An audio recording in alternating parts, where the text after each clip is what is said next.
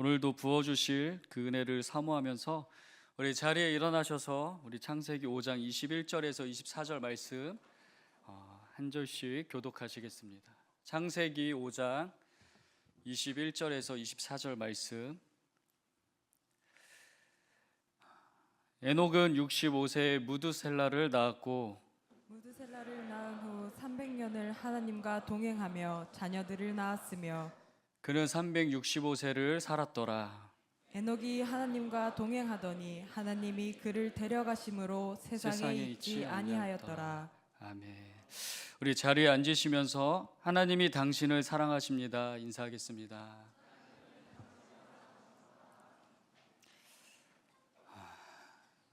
성경을 읽다 보면 어떤 장들은 조금 지루하게 느껴질 때가 있습니다. 특별히 창세기 5장은 대부분 족보 이야기로 이루어져 있습니다. 누가 몇 세 아들을 낳았고 몇 년을 더 살다가 자녀를 낳았고 그리고 죽었더라. 이 문장이 계속 반복됩니다. 그런데 이 장을 읽다 보면 하나의 공통된 흐름이 보입니다. 살았더라. 그리고 죽었더라. 이 표현이 무려 8번이나 반복됩니다. 마치 한 사람 한 사람의 인생이 죽음으로 끝나는 행렬처럼 보입니다. 그러나 이것은 단순한 족보 기록이 아닙니다. 아담과 하와의 범죄 이후 이 세상이 죽음의 지배 아래 들어갔다는 사실을 보여주는 장면입니다. 사람은 태어나고 살아가다가 결국 죽습니다. 그런데 바로 이 반복되는 흐름 속에서 성경이 갑자기 멈춰서서 한 사람을 보여줍니다. 바로 에녹입니다.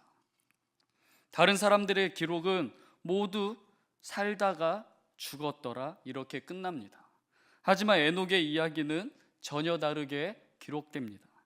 본문 24절 말씀을 보시게 되면 에녹이 하나님과 동행하더니 하나님이 그를 데려가심으로 세상에 있지 아니하였더라. 죽음으로 이어지던 흐름이 에녹의 삶에서 멈춰버린 것입니다. 여기에는 한 가지 중요한 배경이 있습니다. 창세기 4장과 5장은 사실 두 족보를 대조해서 보여줍니다. 4장은 지난주에 함께 나누었던 가인의 후손 이야기입니다. 하나님을 떠난 사람들이 자신의 힘으로 세상을 세우고 두려움과 한계를 해결하려고 애쓰며 살아가는 세대입니다. 반면 5장은 셋의 후손 이야기입니다. 성경은 셋의 후손에 대해 이렇게 말합니다.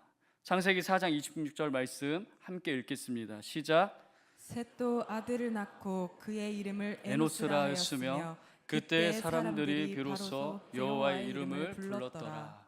아멘. 사람의 힘으로 살아가던 세상 속에서 비로소 하나님의 이름을 부르는 사람들이 일어나기 시작한 것입니다.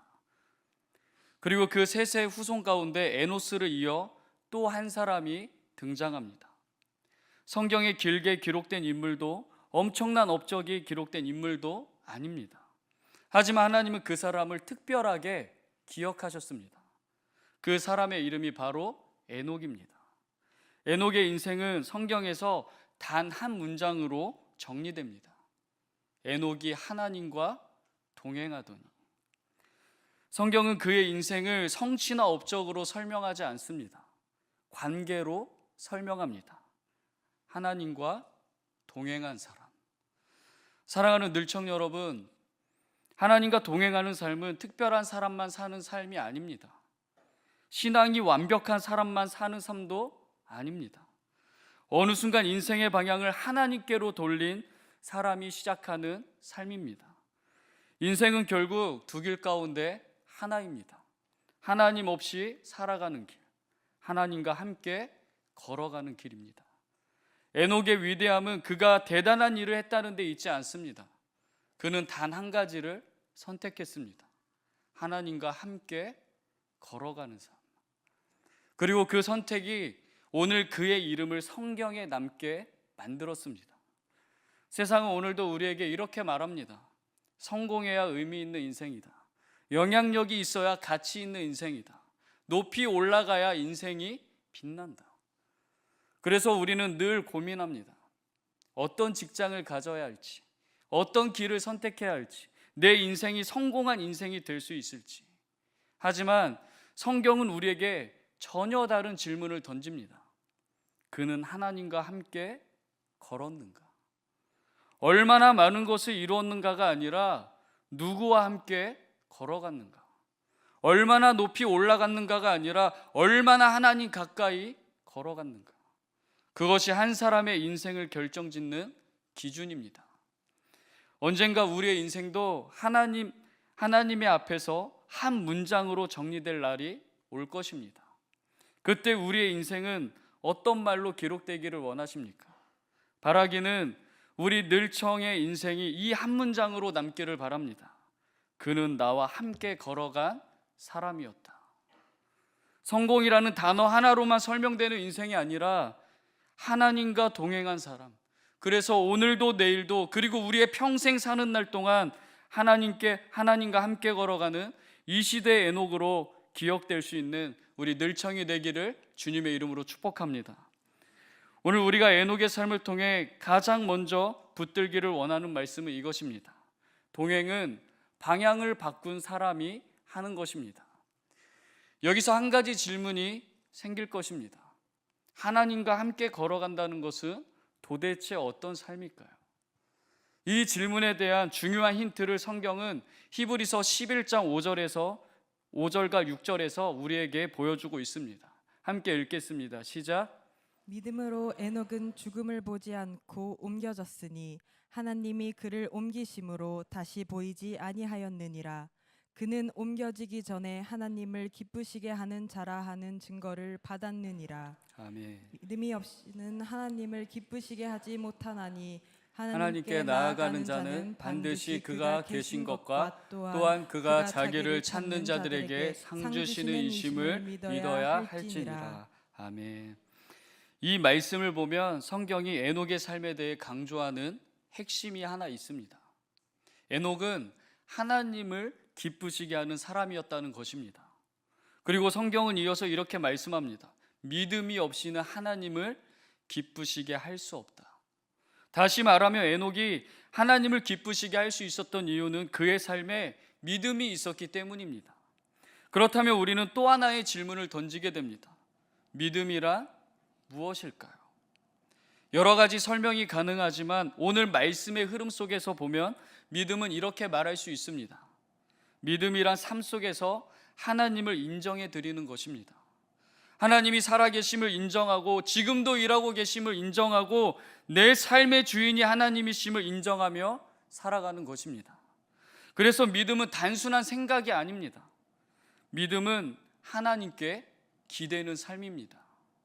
내 시선을 하나님께 두고 하나님을 의지하며 살아가는 삶인 것입니다. 에녹에게는 바로 이 믿음이 있었습니다. 그리고 그 믿음이 하나님의 마음을 기쁘시게 해드린 것입니다. 그렇다면 왜 이 믿음이 그렇게 중요했을까요? 에녹이 살던 시대는 하나님을 떠난 가인의 세대가 세상을 채우고 있던 시대였습니다. 사람들은 하나님을 인정하지 않았습니다. 살아계신 하나님을 찾지도 않았습니다. 그들의 시선은 늘 세상에 고정되어 있었습니다. 세상의 힘을 의지했고 세상의 방법을 붙들고 살아갔습니다. 그런데 바로 그 시대 속에서 에녹은 전혀 다른 선택을 했다는 것입니다. 그는 하나님이 살아계신 것을 믿었고 하나님을 찾았습니다. 그는 하나님과 함께 걷기 시작했습니다. 우리는 누군가와 동행하려면 중요한 조건이 하나 있습니다. 방향이 같아야 합니다. 목적지가 같아야 하고 같은 길을 걸어가야 합니다. 그래야 함께 걸을 수 있습니다. 그 동행의 길에서 에녹은 자연스럽게 하나님과 마음과 생각을 나누게 됩니다. 에녹은 하나님을 떠난 시대 한복판에서 하나님과 마음과 생각을 나누며 300년이라는 시간을 함께 걸었습니다. 그의 삶은 하나님께 위로가 되는 삶이었어요. 그리고 바로 이 동행이야말로 하나님이 인간을 창조하신 목적이었습니다. 사랑하는 늘청 여러분, 사실 우리가 살아가는 이 시대도 그때와 크게 다르지 않습니다. 우리 주변에는 여전히 수많은 소리가 있습니다. 세상의 기준, 성공의 기준, 사람들의 평가, 미래에 대한 불안과 두려움의 소리가 있습니다. 이 수많은 소리들이 우리의 시선을 하나님이 아니라 오늘도 세상으로 끌어당기려고 합니다. 그래서 이 시대를 살아가는 우리에게 하나님과 동행하는 삶은 결코 쉬운 일은 아닙니다. 하지만 에녹의 이야기는 우리에게 분명한 사실을 보여줍니다. 어떤 시대 속에서도 하나님과 동행하는 삶은 가능하다는 것입니다. 다시 말씀드리지만 에녹은 특별한 사람이 아니었습니다. 엄청난 업적을 남긴 사람도 아니었습니다. 하지만 그는 한 가지를 분명히 했습니다. 하나님과의 관계를 인생의 가장 중요한 자리에 두었던 것입니다. 그래서 하나님과 동행한다는 것은 단순한 종교 활동이 아닙니다.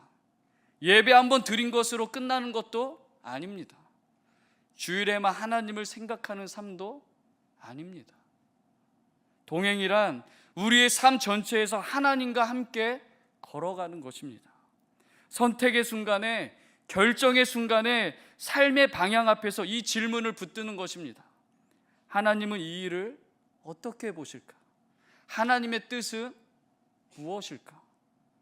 이 질문을 붙들고 살아가는 삶, 그것이 바로 하나님과 동행하는 삶입니다. 그래서 우리가 에녹과 같은 삶을 살기 원한다면 한 가지 우선순위가 분명해야 합니다. 바로 하나님을 가장 먼저 두는 삶입니다. 하나님의 말씀에 귀를 기울이고 기도로 하나님과 교제하며 하나님의 인도하심을 따라 살아가는 삶입니다. 성경을 보면 하나님과의 동행은 이후 아브라함의 삶 속에서 더 분명하게 나타납니다. 하나님이 말씀하시면 그 말씀을 따라 한 걸음씩 걸어가는 삶입니다. 그래서 하나님과 동행한다는 것은 결국 하나님의 말씀을 따라 살아가는 삶입니다. 예수님은 하나님과 우리와의 관계를 양과 목자의 관계로 설명하셨습니다. 요한복음 10장 3절에 양은 그의 음성을 듣나니, 이 말씀을 우리말 성경에서는 이렇게 번역합니다. 양들은 목자의 음성을 알아듣는다. 양은 목자의 음성을 알아듣습니다. 그렇다면 우리는 어떻게 하나님과 동행할 수 있을까요? 답은 매우 단순합니다. 우리의 목자 되신 주님의 음성을 듣고 따라가는 것입니다. 헨리 블리커비 목사님은 영적 리더십이라는 책에서 이런 말씀을 했습니다. 같이 읽어볼까요? 시작. 비전도 중요하지만 더 중요한 것은 그 비전으로 인도하는 하나님의 음성을 날마다 따라가는 것이다. 이 말을 쉽게 말하면 이런 뜻입니다. 지금 내가 무엇을 하고 있느냐보다 더 중요한 것은 지금 내가 하나님과 같은 방향으로 가고 있느냐입니다. 여러분, 하나님의 말씀은 우리 인생을 인도하는 내비게이션과 같습니다. 저는 심한 길치라서 이 내비게이션 의존도가 굉장히 높은 사람입니다. 그래도 다행인 것은 제가 살고 있는 송림마을 5단지에서 교회까지는, 심한 길치분들은 제 마음을 누구보다 잘 공감해 주실 거예요. 송림마을 5단지에서 교회까지는 이제 내비게이션이 없어도 올 수 있습니다. 저는 늘 운전할 때 습관적으로 어디를 가든 꼭 이 내비게이션을 켭니다. 그리고 그 음성에 따라 움직입니다. 제가 알지 못하는 카메라가 어디 숨어 있는지 잘 몰라서 운전하시는 분들은 더 공감이 되실 텐데요. 그러니까 어떤 길로 가야 하는지, 어디서 조심해야 하는지, 어떤 길이 바른 길인지, 내비게이션이 우리의 인생의 방향을 알려주듯이 하나님의 말씀은 우리 인생의 방향을 계속 알려줍니다. 그래서 하나님과 동행하기 원하는 사람에게 말씀을 묵상하는 삶은 반드시 필요합니다. 물론 처음에는 쉽지 않습니다. 내비게이션도요, 처음에는 음성 안내를 놓칠 때가 있고 내가 알고 있는 길과 달라서 이 길이 맞나? 막 혼란스러울 때가 있습니다. 말씀을 따라 사는 삶도 마찬가지입니다. 말씀이 잘 이해되지 않을 때도 있고요, 내 경험과 생각과 충돌할 때도 있을 것입니다. 하지만 한 가지 분명한 사실은 이것입니다. 내비게이션은 가끔 틀릴 수 있지만 하나님의 말씀은 절대로 틀리지 않는다는 사실입니다. 그래서 우리가 말씀을 붙들고 하나님과 동행하기 시작하면 처음에는 낯설지만 어느 순간 말씀이 우리의 삶 속에서 실제가 되기 시작합니다. 그리고 그때 우리는 하나님의 임재와 능력을 반드시 경험하게 됩니다. 왜냐하면 하나님의 말씀을 따라가는 사람의 삶에는 하나님이 함께 하시기 때문입니다. 사랑하는 늘청 여러분, 오늘 우리의 삶이 세상의 수많은 소리에 끌려가는 삶이 아니라 우리의 목자 되신 주님의 음성에 귀 기울이는 삶이 되시기를 바랍니다. 그리고 그 말씀을 따라 하나님과 함께 걸어가는 삶을 살아내기를 원합니다.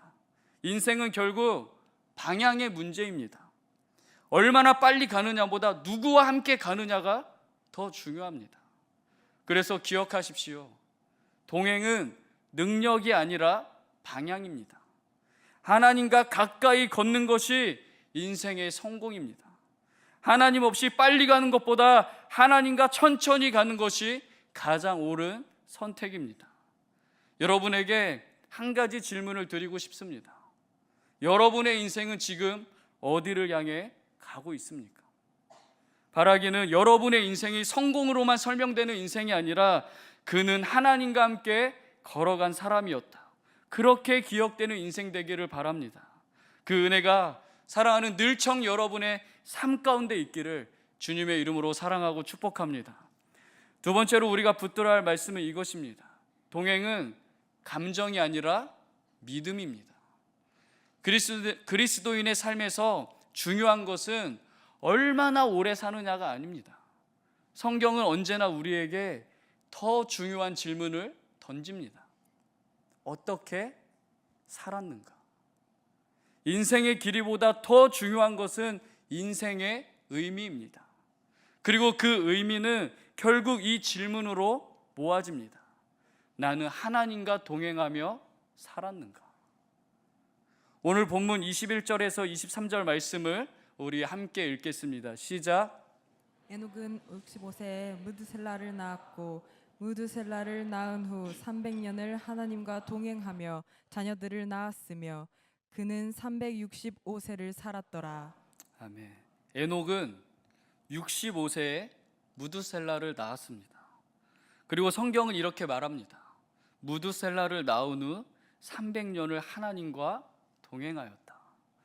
이 말씀을 자세히 보면 한 가지 중요한 사실을 발견하게 됩니다. 에녹은 처음부터 하나님과 동행하는 사람이 아니었습니다. 그 역시 우리와 같은 평범한 사람이었어요. 65년 동안 가정을 이루고 자녀를 낳고 그저 평범한 일상을 살아가던 사람이었습니다. 그런데 그의 인생의 결정적인 전환점이 찾아옵니다. 본문을 보면 다른 족보와 다르게 이상하게도 이 표현이 반복돼요. 무드셀라를 낳았고 무드셀라를 낳은 후. 성경이 굳이 이 표현을 반복하는 이유가 있습니다. 무드셀라를 낳은 사건이 에녹의 인생을 완전히 바꾸는 계기가 되었기 때문입니다. 무드셀라라는 이름에는 특별한 의미가 담겨 있습니다. 그가 죽으면 심판이 온다. 그가 죽으면 심판이 온다. 이 이름 속에는 세상의 끝과 심판에 대한 메시지가 담겨 있었습니다. 실제로 성경의 흐름을 보면 무드셀라가 죽던 해에 노아 시대의 홍수 심판이 시작됩니다. 노아가 태어났을 때 무드셀라의 나이가 369세입니다. 그리고 노아가 600세 되던 해에 홍수가 시작됩니다. 곧 무드셀라의 나이로 정확하게 969세가 되던 해에 홍수 심판이 일어났다는 말입니다. 하나님이 에녹에게 보여주신 그 말씀이 그대로 이루어진 거예요. 여러분 한번 생각해 보세요. 자녀를 낳았는데 그 자녀의 이름이 그가 죽으면 심판이 온다. 이 의미를 담고 있다면 그 말을 들은 아버지의 마음은 어땠을까요? 그 순간 에녹의 마음속에는 한 가지 깨달음이 찾아왔을 것입니다.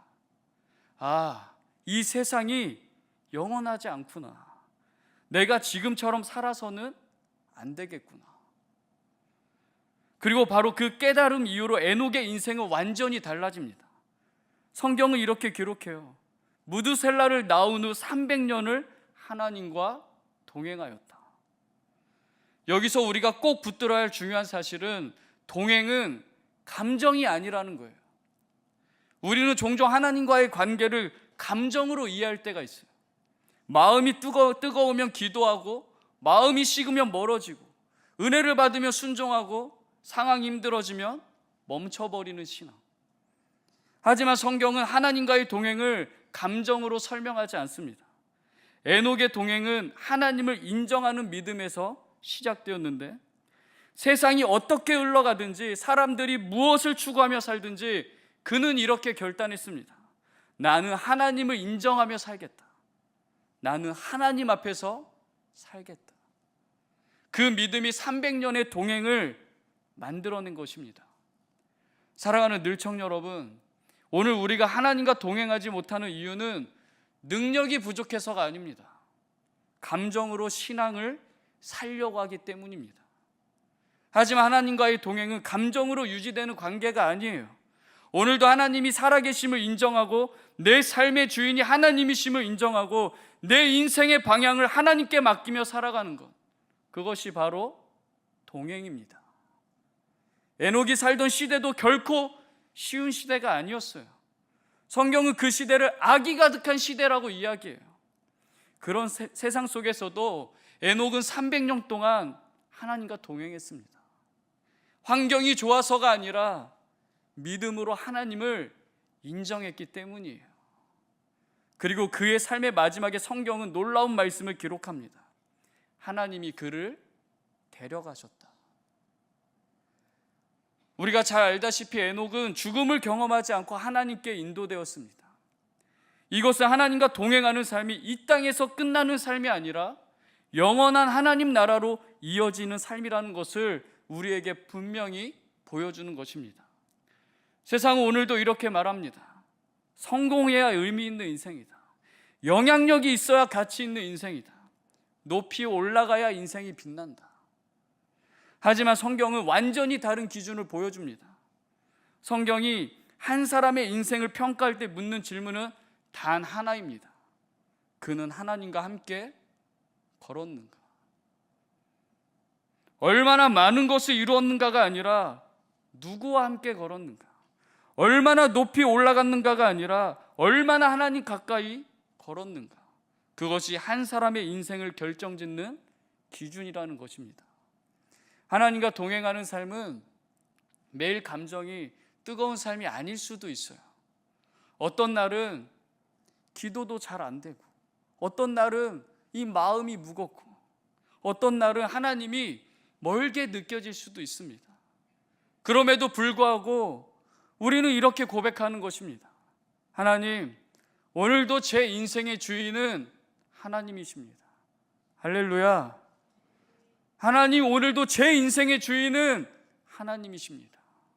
그 믿음으로 오늘 하루를 하나님과 함께 걸어가는 것, 그것이 바로 성경이 말하는 동행입니다. 그리고 그렇게 하루하루 하나님과 걸어가는 인생을 하나님은 절대로 평범하게 끝나게 두지 않으십니다. 에녹의 인생처럼 하늘과 연결된 인생으로 만들어 가십니다. 사랑하는 늘청 여러분, 바라기는 성공보다 하나님을 선택하고, 세상의 인정보다 하나님의 임재를 선택하며, 오늘도 감정이 아니라 믿음으로 하나님을 인정하며 살아가는 늘청이 되기를 바랍니다. 하나님과 함께 걷는 그 한 걸음이 여러분의 인생을 가장 의미 있는 삶으로 세워져 갈 것임을 저는 믿음으로 확신합니다. 그 은혜의 동행이 여러분의 오늘과 내일 위에, 그리고 앞으로의 모든 삶 위에 계속되기를 주님의 이름으로 사랑하고 축복합니다. 믿음으로 하나님을 인정하며 살아가기 시작하면 우리의 삶에 한 가지 분명한 변화가 나타납니다. 하나님 없이 보내는 시간이 점점 불편해진다는 것입니다. 왜냐하면 동행은 일주일에 한 번 만나는 관계가 아니라 매일 함께 살아가는 관계이기 때문입니다. 그래서 마지막으로 우리가 붙들어야 할 말씀은 이것입니다. 같이 읽어볼까요? 시작. 동행은 하루를 견딜 수 없는 관계입니다. 동행은 단순히 같이 있는 것이 아니에요. 동행은 함께 살아가는 관계입니다. 그래서 하나님과 동행하는 사람에게는 하나의 특징이 있습니다. 하나님 없이 보내는 시간이 편하지 않습니다. 기도하지 않고 지나가는 하루가 어딘가 허전합니다. 말씀 없이 지나가는 시간이 이 마음 한편을 계속 불편하게 만듭니다. 왜냐하면 동행은 하루를 견딜 수 없는 관계이기 때문입니다. 그래서 여러분에게 질문 하나를 드리고 싶습니다. 여러분에게 하나님은 어떤 분이십니까? 일주일에 한 번 만나는 분이십니까? 필요할 때만 찾는 분이십니까? 아니면 단 하루라도 함께하지 않으면 마음이 답답해지는 분이십니까? 오늘 저는 이 질문을 깊이 생각하게 만든 작은 사건 하나를 경험했습니다. 작년에 가족들과 함께 제주도로 휴가를 다녀온 적이 있는데, 휴가를 떠나기로 한 바로 그 날에 있었던 일입니다. 저희 첫째와 둘째가 제 핸드폰 패턴을 알고 있어서 틈만 나면 이 녀석들이 제 폰을 가져가서 유튜브도 보고 게임을 하는 거예요. 그래서 제가 너희들 아빠 핸드폰 건드리지 마 말을 했습니다. 그런데도 이 녀석들이 중꺾마의 믿음으로 포기하지 않고 마귀가 저를 무너뜨리기 위해 늘 틈을 노리듯이, 제 자녀가 마귀라는 것은 아닙니다. 계속 틈을 노리는 거예요. 아빠는 알잖아요. 그래서 제가 결국 이렇게 선포했습니다. 너희들 계속 그러면 아빠 패턴 진짜 바꾼다. 그때 아내가 옆에서 오빠 말만 하지 말고 진짜 바꿔 말씀하시길래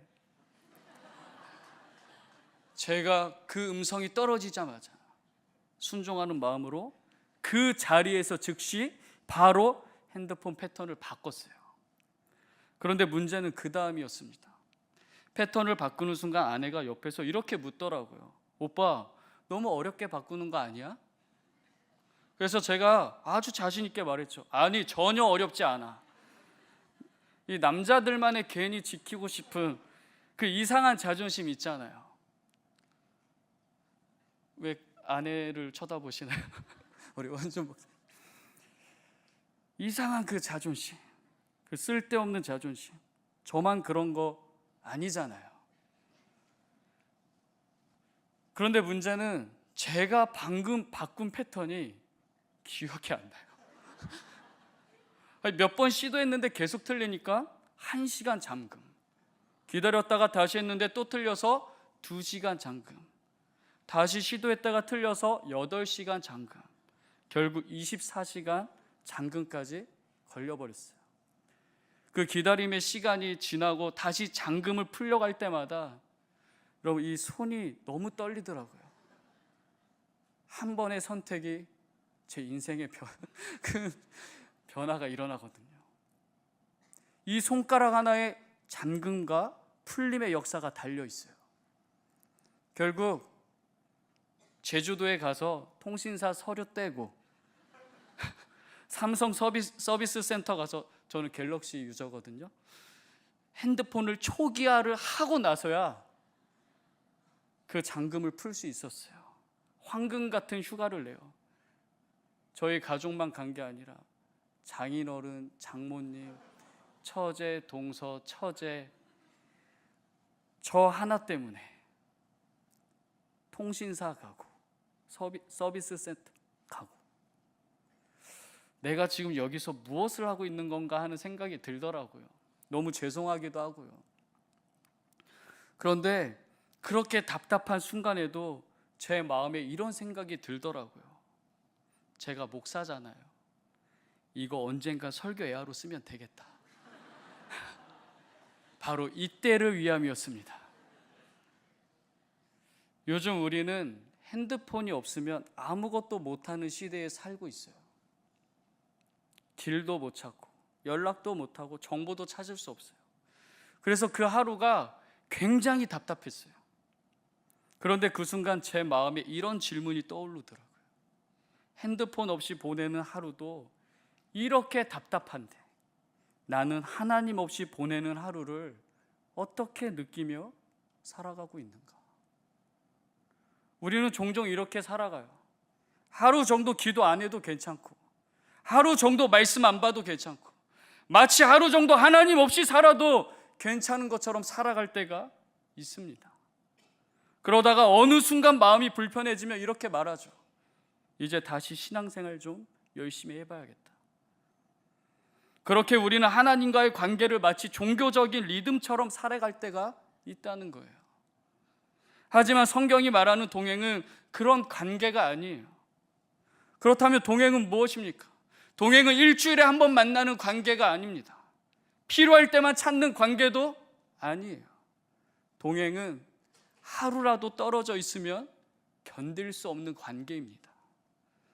그래서 하나님과 동행하는 사람은 기도해야 해서 기도하는 것이 아니라 기도하지 않으면 숨이 막히는 것 같아서 기도합니다. 말씀을 읽어야 해서가 아니라 말씀이 없으면 방향을 잃기 때문에 말씀을 붙드는 것입니다. 그렇게 하나님은 필요할 때만 찾는 분이 아니라 하나님 없이는 살 수 없는 분이 됩니다. 세상은 말합니다. 하나님 없이도 충분히 잘 살 수 있다. 하지만 하나님은 그런 시대 속에서 하나님과 함께 걸어갈 한 사람을 찾으셨어요. 그 사람이 바로 에녹이었습니다. 모두가 하나님을 떠난 시대 속에서 에녹은 300년 동안 하나님과 함께 걸어갔습니다. 그리고 하나님은 그 에녹의 삶을 기뻐하셨어요. 하나님과 함께 걷는 사람, 하루도 하나님 없이 살 수 없는 사람, 그 한 사람을 하나님은 지금도 찾고 계십니다. 바라기는 하나님 없이 단 하루도 살 수 없습니다. 이 고백이 하나님 앞에서 저와 우리 늘청의 평생의 고백이 되기를 바랍니다. 저를 따라 함께 고백하겠습니다. 하나님 없이 단 하루도 살 수 없습니다. 여러분 한 번 더 고백했으면 좋겠어요. 하나님 없이 단 하루도 살 수 없습니다. 가인의 세대가 가득한 세상 한복판에서도, 모두가 하나님을 떠난 시대 속에서도 하나님과 마음과 생각을 나누며 하나님과 함께 걸어가는 삶을 살아가기를 바랍니다. 에녹이 그 시대 속에서 하나님의 위로가 되었던 것처럼 죄악의 끝을 향해 달려가는 이 시대 속에서도 하나님과 동행함으로 하나님의 아픔이 아니라 하나님의 기쁨이 되는 이 시대의 에녹으로 살아가기를 마음 다해 주님의 이름으로 사랑하고 축복합니다.